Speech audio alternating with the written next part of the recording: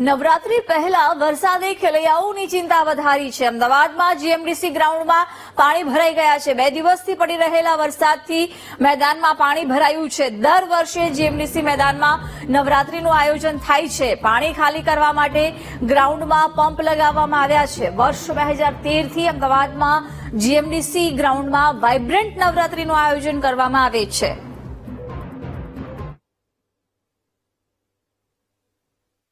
રાજ્ય સરકાર દ્વારા દર વર્ષે અમદાવાદના જીએમડીસી ગ્રાઉન્ડ ખાતે નવલી નવરાત્રીનું આયોજન કરવામાં આવી રહ્યું છે, પરંતુ આ વખતે ગરબાનું આયોજન તો થયું છે, તમામ તૈયારીઓ થઈ ગઈ છે, પરંતુ વરસાદ ગરબામાં વિલન બન્યો છે। કેવી રીતે રમાશે ગરબા તેની વાત કરવામાં આવે તો આ અમદાવાદ જીએમડીસી ગ્રાઉન્ડના આ વિઝ્યુઅલ છે કે જે ગ્રાઉન્ડ આખું પાણીમાં ગરકાવ થયું છે। જે તૈયારીઓ છે તે તૈયારીઓને ફૂલ સ્ટોપ લાગી ગયું છે। મહત્વની વાત કરવામાં આવે તો જે જગ્યાએ ખેલૈયાઓ ગરબા રમવાના છે તે જગ્યાની વાત કરવામાં આવે તો તે જગ્યા ઉપર પણ અત્યારે હાલમાં પાણી છે અને અમદાવાદ મ્યુનિસિપલ કોર્પોરેશન દ્વારા જેસીબીની મદદથી જે કપચીઓ છે તે કપચી ગ્રાઉન્ડમાં રાખવામાં આવી રહી છે, એટલે કે જે જગ્યાએ પાણી હજુ પણ છે અને પાણીનો નિકાલ નથી તેવી જગ્યા ઉપર અત્યારે હાલમાં કપચી નાખવાની કામગીરી થઈ રહી છે। મહત્વની વાત કરવામાં આવે તો હવે ગણતરીના લગભગ 3 જ દિવસ બાકી છે નવલી નવરાત્રીને।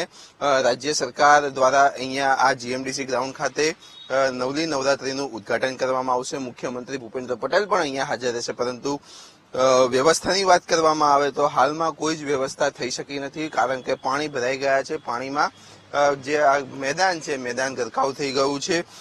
ત્યારે હજી આગામી 3 દિવસમાં જીએમડીસી ગ્રાઉન્ડ નવરાત્રી માટે તૈયાર થાય છે કે નહીં તેના ઉપર પણ એક મોટો પ્રશ્ન થઈ રહ્યો છે। અમદાવાદ મ્યુનિસિપલ કોર્પોરેશન દ્વારા પાણીના નિકાલ માટે અહીંયા પંપની વ્યવસ્થા પણ કરવામાં આવી છે, પરંતુ તે પંપ પણ હાલમાં અત્યારે બંધ પરિસ્થિતિમાં છે, જેથી પાણીનો કોઈ પણ પ્રકારે નિકાલ થઈ શકતો નથી। ત્યારે હવે આગામી 3 દિવસ જ્યારે બાકી છે ત્યારે 3 દિવસમાં તૈયારીઓ કેવી રહેશે અને ખરેખર અમદાવાદના ગરબા પ્રેમીઓ જીએમડીસીમાં ગરબા રમી શકશે કે નહીં, અને જો રમશે તો કપચીમાં રમવું પડશે તેવી પરિસ્થિતિ પણ ઊભી થઈ છે।